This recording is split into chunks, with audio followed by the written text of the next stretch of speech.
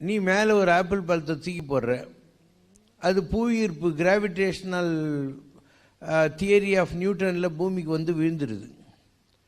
ஆனால் ஒரு 3 டன் எடை இருக்கிற சேட்டிலைட்டு எப்படி ஆகாசத்தில் மிதக்குது? உன்னுடைய சாதாரண ஆப்பிள் கீழே விழுந்துருது.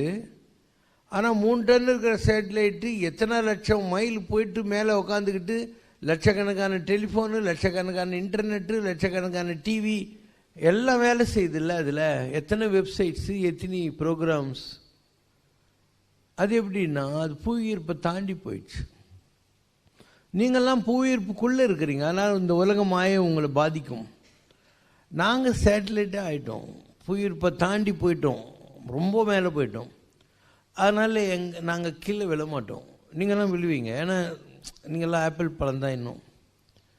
அண்ட் இதுதான் உங்களுக்கும் எங்களுக்கும் உள்ள வித்தியாசம்.